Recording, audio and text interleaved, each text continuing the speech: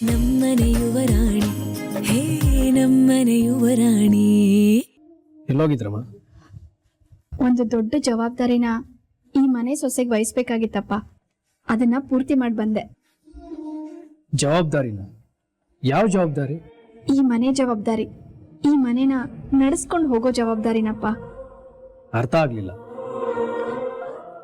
ನಾನ್ ಬೇಡ ಬೇಡ ಅಂದ್ರು ಶಾಂತಲಮ್ಮನ ಹತ್ರ ಇದ್ದ ಮನೆ ಬೀಗದ ಕೈನ ನನ್ನ ಕೈ ಕೊಟ್ಟು ದೊಡ್ಡ ಭಾರನ ನನ್ನ ತಲೆ ಮೇಲೆ ಹಾಕಿದ್ರಿ.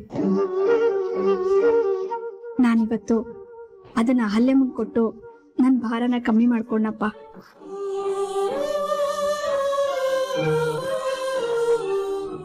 ಯಾಕಮ್ಮ ಈಗ ದಿಢೀರ್ ಅಂತ ನಿರ್ಧಾರ ಮಾಡಿದ್ರಿ?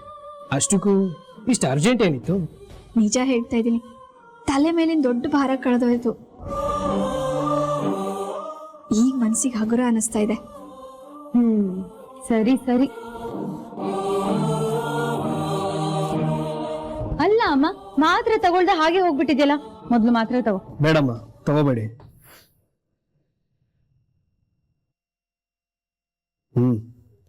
ಈ ಶುಗರ್ ಮಾತ್ರನೇ ತಗೋಬಹುದು.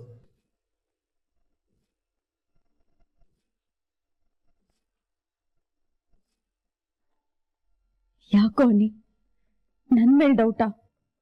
ನಿನ್ ಮೇಲೆ ಡೌಟ್ ಇಲ್ಲಮ್ಮ, ನಿನ್ ಬುದ್ಧಿ, ನಿನ್ ಮಂಗ್ನಾಟದ ಮೇಲೆ ಡೌಟ್ ಇದೆ ನನ್ಗೆ.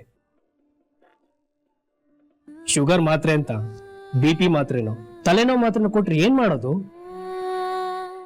ನನಗೆ ಅಮ್ಮ ಅಂತ ಇರೋದು ಒಬ್ರೆ, ಅವ್ರಿಗೆ ತೊಂದರೆ ಆಗೋದು ನನ್ಗಿಷ್ಟ ಇಲ್ಲ. ನಿನ್ ಬೇಜವಾಬ್ದಾರಿಯಿಂದ ನಮ್ಮಮ್ಮ ಸಫರ್ ಮಾಡಬಾರ್ದಲ್ವಾ? ಸಾರಿ ಕಣೋ, ನೀ ತಪ್ಪು ಮಾಡ್ಬಿಟ್ಟೆ, ಗೊತ್ತಿಲ್ಲದೆ ತಪ್ಪು ಮಾಡ್ದೆ ಕಣೋ. I am sorry. ಅಮ್ಮನ್ಗೆ ತೊಂದ್ರೆ ಮಾಡ್ಬೇಕು ಅಂತ ನನಗ್ ಮನ್ಸಿದ್ಯಾ? ಯಾರಿಗೂ ಮನ್ಸಿರಲ್ಲ ಕಣೆ. ಮೈ ಮೇಲೆ ಪ್ರಜ್ಞೆ ಇರ್ಬೇಕು, ಮಾಡೋ ಕೆಲ್ಸದ ಮೇಲೆ ಗಮನ ಇರ್ಬೇಕು. ಒಂದ್ಸಲಿಗೆ ಒಂದ್ ಕೆಲ್ಸನೇ ಮಾಡ್ಬೇಕು ಕಣೆ. 10 ಯೋಚನೆ ಮಾಡ್ತಾ 4 ಕೆಲಸ ಮಾಡಿದ್ರೆ ಹೀಗೆ ಆಗೋದು. ಸಾರಿ ಅಂತ ಹೇಳ್ತಿದ್ದೀನಲ್ಲೋ ಅನ್ನಿ. ಇದೊಂದ್ ಮಾತ್ರ ತುಂಬಾ ಚೆನ್ನಾಗಿ ಹೇಳ್ತೀಯ. ಈ ಕ್ಷಮೆ ಕೇಳೋದನ್ನ ಬಿಟ್ಟು ನಿನ್ಗೆ ವಹಿಸಿರೋ ಜವಾಬ್ದಾರಿನ ಸ್ವಲ್ಪ ಕಡಿಮೆ ಮಾಡಿದ್ರೆ ಎಲ್ಲ ಕ್ಷೇಮವಾಗಿರ್ತಾರೆ.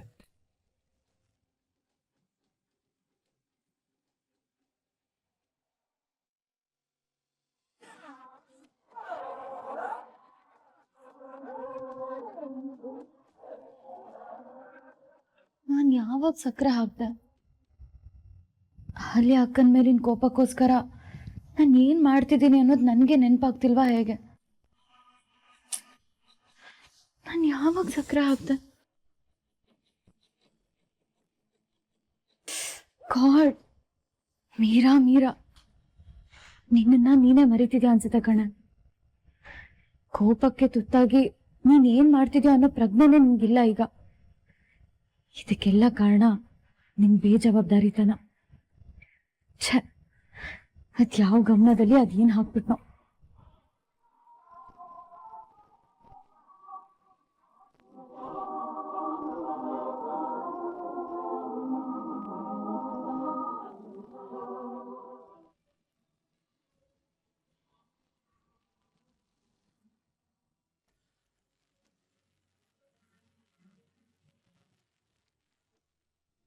ಶಬಾಷ್ ಮಗಳೇ, ಈಗ ನಿನ್ ಮೇಲೆ ನನಗೆ ನಂಬಿಕೆ ಬಂತು. ನಾವ್ ಯಾವ ಉದ್ದೇಶ ಇಟ್ಕೊಂಡು ಈ ಮನೆಗೆ ಬಂದಿದ್ವೋ ಆ ಕೆಲಸ ಆಗ್ತಿದೆ ಅಂತ ನನ್ಗೀಗ ಧೈರ್ಯ ಬಂತು.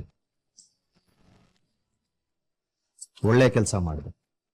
ಮೊದಲನೇ ಅಧಿಕಾರ ಈ ಮನೆ ಕೀ ನಿನ್ ಕೈ ಸೇರ್ತು. ಇದೊಂದು ದೊಡ್ಡ ಗೆಲುವು. ಅಲ್ಲ ಚಿಕ್ಕಪ್ಪ, ಇದು ಚಿಕ್ಕ ಗೆಲುವು. ಹೇಳಿದ್ನಲ್ಲ, ಒಂದು ದೊಡ್ಡ ಹೆಜ್ಜೆ ಮುಂದೆ ಇದು ಚಿಕ್ಕ ಹೆಜ್ಜೆ. ಮುಂದೆ ಇನ್ನೂ ದೊಡ್ಡದಾಗಿರೋ ಕೆಲಸಗಳಾಗೋದು ಬಾಕಿ ಇದೆ. ಒಳ್ಳೆ ಕೆಲಸ ಮಾಡು. ಆ ಶಾಂಭವಿ ಶುಗರ್ ಲೆವೆಲ್ ಹೆಚ್ಚಾಗೋದಕ್ಕೆ ಸಕ್ಕರೆ ಹಾಕಿದ್ದು ನೀನು, ಆದ್ರೆ ಅದು ಮೀರಾ ಮೇಲೆ ತಿರುಗಿ ಅವಳು ನಮ್ಮ ಮನೆಯವರು ಬೈಯೋ ಹಾಗೂ ಮಾಡ್ತು. ಅಲ್ಲ, ಆ ಮೀರಾ ನಿನ್ನ ಮೇಲೆ ಅಷ್ಟೊಂದು ಸಂಶಯ ಪಡ್ತಾಳೆ. ಸಕ್ಕರೆನ ನೀನೇ ಹಾಕಿರ್ಬೋದು ಅಂತ ಅವಳಿಗೆ ಯಾಕೆ ಅನುಮಾನ ಬರ್ಲಿಲ್ಲ? ನಾನ್ ಹಾಗೆ ನಾಟಕ ಮಾಡ್ದೆ ಚಿಕ್ಕಪ್ಪ. ಅವಳನ್ನ ತುಂಬಾ ಸುಲಭವಾಗಿ ಯಾಮಾರಿಸ್ಬೋದು. ಅವಳು ಒಂದು ಚೈಲ್ಡ್. ಸರಿ ಚಿಕ್ಕಪ್ಪ, ನಾನ್ ರೂಮಿಗೆ ಹೋಗ್ತೀನಿ. ಸಾಕೇತೋರು ಇದ್ರೆ ಕಷ್ಟ, ಎಲ್ಲಿಗೆ ಹೋಗಿದೆ ಏನು ಅಂತ ವಿಚಾರಿಸ್ತಾರೆ. ಅಹಲ್ಯ, ಸಾಕೆತಿಂದ ನೀನ್ ಸ್ವಲ್ಪ ದೂರ ಇರು. ಬೆಂಕಿ ಮುಂದೆ ಬೆಣ್ಣೆ ಜಾಸ್ತಿ ಹೊತ್ತಿರ್ಬಾರ್ದಮ್ಮ. ಇಲ್ಲಿ ನಾನೇ ಬೆಂಕಿ ಚಿಕ್ಕಪ್ಪ.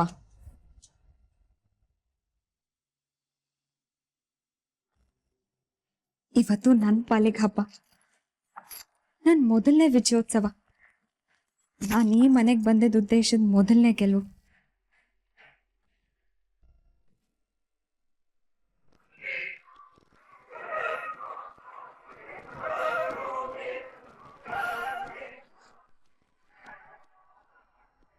ಯಾಕ್ ಪುಟ್ಟ, ನಿದ್ದೆ ಬರ್ತಿಲ್ವಾ? ಅಥವಾ ಆಗಿರೋ ಕನ್ಫ್ಯೂಷನ್ಗೆ ಏನಾಯ್ತು ಏನಾಗಿಲ್ಲ ಅಂತ ಗೊತ್ತಾಗ್ತಿಲ್ವಾ? ಏನಾಯ್ತು ಮೀರಾ? ಓಹೋ, ಜ್ಯೂಸ್ ಹೇಗೆ ಸಿಹಿ ಆಯ್ತು ಅಂತ ಯೋಚಿಸ್ತಿದ್ಯೇನೋ ಅಲ್ವಾ? ಒಂದು ಕ್ಷಣದಲ್ಲಿ ಜ್ಯೂಸ್ ಗ್ಲಾಸ್ನ ಬದಲಾಯಿಸ್ತೀರಾ ನೀವು. ಒಂದು ಕ್ಷಣದಲ್ಲಿ ಮೆಮೊರಿ ಕಾರ್ಡ್ನ ಕದೀತೀರಾ ನೀವು. ಅದೇ ಒಂದ್ ಕ್ಷಣದಲ್ಲಿ ಜ್ಯೂಸಿಗೆ ಸಕ್ಕರೆ ಹಾಕಲ್ಲ ನೀವು ಅಂತ ನಾನು ಹೇಗ್ ನಂಬ್ಕೊಂಡೆ? ಛೇ, ತಪ್ಪು ಮಾಡ್ಬಿಟ್ಟೆ ನಾನು.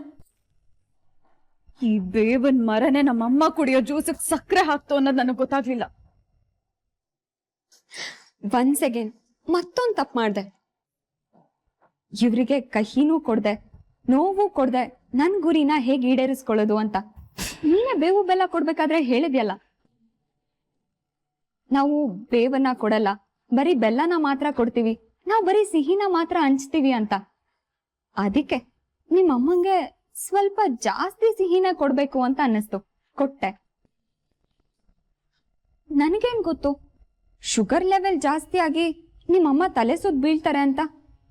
ಪಾಪ.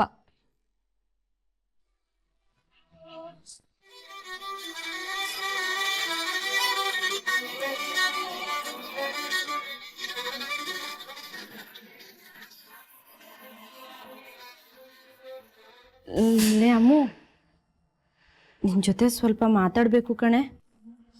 ನೀನ್ 2-3 ಸಲ ಮಗ್ಳು ಬದಲಾಯಿಸ್ದಾಗ್ಲೇ ಅನ್ಕೊಂಡೆ ನಿನ್ ಹೊಟ್ಟೆಲೇನೋ ಗುಟ್ಟಿದೆ, ಅದನ್ನ ಹೊರಗಡೆ ಹಾಕ್ದೆ ನೀನ್ ಮಲ್ಗಲ್ಲ ಅಂತ. ಹೇಳು. ಅದು ಆ ಮೀರಾಗೆ ಮತ್ತೆ ಶಾಂಭವಿಗೆ ಈ ಮನೆಯವರು ಅತಿಯಾದ ಸಲಿಗೆ ಕೊಟ್ಟಿದ್ದಾರೆ ಅಂತ ನಿಂಗೆ ಅನಿಸ್ತಿಲ್ವಾ? ಲೇ, ಈ ಮನೆಯವರು ತಪ್ಪು ಮಾಡಿದ್ದಾರೆ ಅಂತ ನಿಂಗೆ ಅನಿಸ್ತಿಲ್ವಾ? ಹೌದಮ್ಮ, ತುಂಬಾ ದೊಡ್ಡ ತಪ್ಪು ಮಾಡ್ಬಿಟ್ರು. ಭಾವ ಅನಿಕೇತ್ ಹೀಗ್ ಮಾಡ್ಬಾರ್ದಾಗಿತ್ತು. ಅವ್ರ ಇದಕ್ಕೆ ತುಂಬಾ ಪಶ್ಚಾತ್ತಾಪ ಪಡ್ತಾರೆ. ಹಬ್ಬ, ಇವತ್ತಾದ್ರೂ ಈ ಅಮ್ಮನ ಮಾತಿಗೆ ಹೂಗುಟ್ಟಿದ್ಯಲ್ಲ. ನಾನು ಹೇಳಿದ್ದು ಮೀರಾ ಮತ್ತೆ ಶಾಂಭವಿ ಅಮ್ಮಗೆ ಸಲಿಗೆ ಕೊಟ್ಟಿದ್ದು ತಪ್ಪು ಅಂತಲ್ಲ. ನನ್ನನ್ನ ಮತ್ತೆ ನಿನ್ನನ್ನ ಈ ಮನೆಗೆ ಕರ್ಕೊಂಡ್ ಬರೋ ನಿರ್ಧಾರ ಮಾಡಿದ್ರಲ್ಲ, ಅದು ತಪ್ಪು ಅಂತ.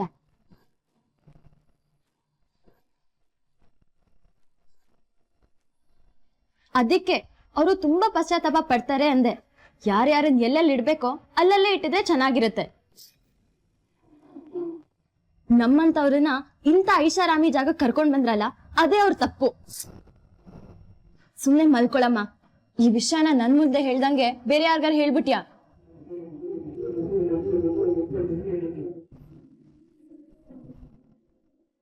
ಯಾಕೆ ಧೈರ್ಯ ಸಾಕಾಗ್ಲಿಲ್ವಾ? ಭಯ ಆಯ್ತಾ? ಅತ್ತಿಗೆನ ಅಕ್ಕನ್ನ ತಾಯಿ ಸಮಾನಕ್ಕೆ ನೋಡು ಅಂತ ನಮ್ಮಮ್ಮ ನನ್ಗೆ ಹೇಳ್ಕೊಟ್ಟಿದ್ದಾರೆ ಅಕ್ಕ. ನೀವು ಸಾಕು ಹೆಂಡತಿ ಅಂತ ನನ್ಗೆ ನಿಮ್ಮೇಲೆ ತುಂಬಾ ಪ್ರೀತಿ ಇತ್ತು. ನೀವ್ ನನ್ಗೆಷ್ಟೇ ಗೊಂದಲ ಮೂಡ್ಸಿದ್ರು ನಾನೇ ತಪ್ಪಾಗಿ ತಿಳ್ಕೊತಿದ್ದೀನಿ, ನಿಮ್ನ ಅರ್ಥ ಮಾಡ್ಕೊಳ್ಳೋದ್ರಲ್ಲಿ ಎಡವ್ತಿದ್ದೀನಿ ಅಂತ ಅನ್ಕೊಂಡೆ. ಆದ್ರೆ ಬರ್ತಾ ಬರ್ತಾ ನಿಮ್ ಆಟ ಯಾಕೋ ಅತಿ ಆಗ್ತಿದೆ. ವಿಷದ್ ಸರ್ಪನಾದ್ರೂ ನಂಬೋದು, ಆದ್ರೆ ನಿಮ್ಮಂಥವ್ರನ್ನ ನಂಬೋದಕ್ಕಾಗಲ್ಲ ಅಕ್ಕ. ಹೆಣ್ಣಿನ ಕುಲಕ್ಕೆ ಕಳಂಕ ನೀವು. ತಾಟಕಿ ಶೂರ್ಪಣಕಿ ಅಂತ ರಾಕ್ಷಸರನ್ನ ನಂಬೋದೇನೋ, ಆದ್ರೆ ನಿಮ್ಮಂಥವ್ರನ್ನ ನಂಬೋದಕ್ಕಾಗಲ್ಲ. ಒಂದ್ ಹೇಳ್ತೀನಿ ಕೇಳ್ಕೊಳ್ಳಿ, ಸರಿಯಾಗಿ ಕೇಳಿಸ್ಕೊಳ್ಳಿ. ನೀವು ನರಳ್ತೀರಾ, ತುಂಬಾ ನರಳ್ತೀರಾ. ಕೈಲಾಗ್ದವನು ಮೈ ಪರ್ಚ್ಕೊಂಡಂತೆ. ನಿನ್ನಿಂದ ಏನು ಮಾಡೋದಕ್ಕಾಗಲ್ಲ ಅನ್ನೋದು ನಿನಗ್ ಗೊತ್ತಾಯ್ತಲ್ಲ. ನೀನ್ ಇದಕ್ಕೆ ಲಾಯಕು. ಸುಮ್ನೆ ದೊಡ್ಡ ದೊಡ್ಡ ಮಾತಾಡ್ತೀಯ, ಕೈಯಲ್ಲಿ ಯಾವ ಕೆಲ್ಸನೂ ಆಗಲ್ಲ. ನಾನೇನಾದ್ರೂ ಮಾಡೋದಕ್ಕೆ ಹಠ ಕೇಳಿದ್ರೆ ನೀವ್ ಬದುಕೋದೆ ಕಷ್ಟ ಆಗುತ್ತೆ, ಹುಷಾರ್.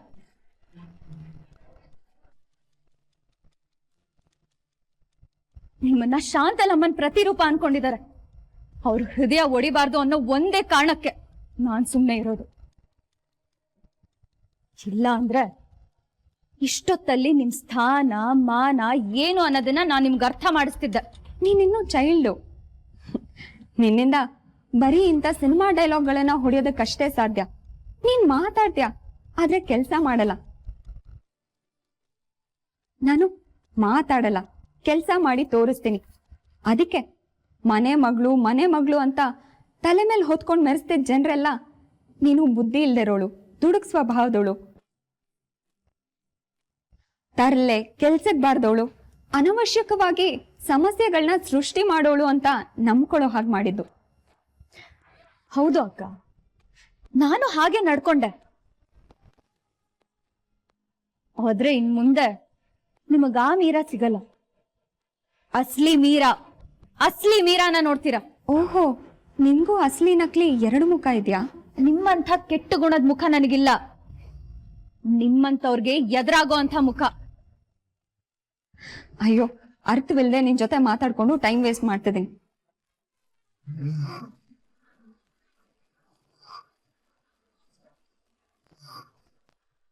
ಇಲ್ಲಿವರೆಗೂ ನಾನು ಸುಮ್ಮನೆ ಇದ್ದೆ ಅಕ್ಕ, ಆದ್ರೆ ಇನ್ ಮುಂದೆ ನಾನು ಸುಮ್ಮನೆ ಇರಲ್ಲ.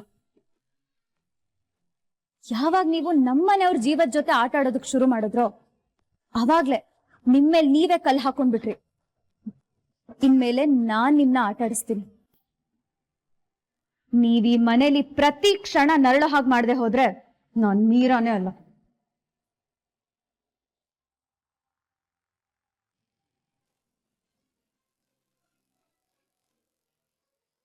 ಈಗ ಈ ಮನೇಲಿ ನಂದೇ ರಾಜ್ಯಭಾರ. ನಾನ್ ಮನ್ಸ್ ಮಾಡಿದ್ರೆ ನಿನ್ನ ಈ ಮನೆಯಿಂದ ಎತ್ತಂಗಡಿ ಮಾಡಿಸ್ಬಿಡ್ತೀನಿ.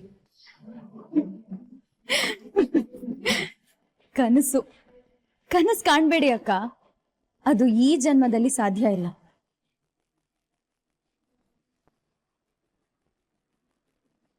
ಅಕ್ಕ, ಈ ಬೀಗನ ಭದ್ರವಾಗಿ ನಿಮ್ ಸೊಂಟಕ್ಕೆ ಸಿಕ್ಸ್ಕೊಳ್ಳಿ. ಯಾಕಂದ್ರೆ ಯಾವಾಗ ಬೇಕಾದ್ರೂ ಇದು ನಿಮ್ ಕೈ ಜಾರ್ ಹೋಗ್ಬೋದು. ಭ್ರಮೆ, ನಿನ್ ಭ್ರಮೆ. ಹಾಗೆ ಅಂದ್ಕೊಳ್ಳಿ ಅಕ್ಕ. ಅಕ್ಕ, ನಾನ್ ನಿಮ್ಗೊಂದ್ ವಿಷಯ ಹೇಳ. ಅಮ್ಮ ಕೀನ ನಿಮ್ ಕೈಗೆ ಕೊಟ್ ಬಂದೆ ಅಂತ ಹೇಳಿದಾಗ ನನಗೇನು ಅನ್ನಿಸ್ಲಿಲ್ಲ. ಈ ಮನೆ ಸೊಸೆಗೆ ದಕ್ಕಬೇಕಾಗಿರೋ ಹಕ್ಕನ್ನ ಕೊಟ್ಬಿಟ್ ಬಂದ್ರು ಅಂತ ಅನ್ಕೊಂಡೆ. ಆದ್ರೆ ಅರ್ಹತೆ ಇಲ್ದೇ ಇರೋರ್ ಹತ್ರ ಈ ಜವಾಬ್ದಾರಿ ಇರಬಾರ್ದು. ಇರೋದಕ್ಕೆ ನಾನ್ ಬಿಡಲ್ಲ. ನಿಮ್ಮಮ್ಮನೇ ಸೋತು ತಾನಾಗೆ ಈ ಕೀನ ನನ್ ಕೈಲಿ ಕೊಟ್ಟೋದ್ಮೇಲೆ ನೀನೇನೆ ಮಾಡೋದಕ್ ಸಾಧ್ಯ? ನಮ್ಮಮ್ಮನ್ ಕೈಯಿಂದ ಈ ಕೀನ ಹೇಗ್ ಕಿತ್ಕೊಂಡ್ರೋ ಅದೇ ರೀತಿ ನೀವಾಗೆ ನಮ್ಮಮ್ಮನ್ ಕೈಗೆ ವಾಪಸ್ ಕೀ ಕೊಡೋ ಹಾಗೆ ಮಾಡ್ತೀನಿ. ಕನ್ಸು, ಒಳ್ಳೆ ಕನ್ಸು ಕಾಣ್ತಾ ಇರು.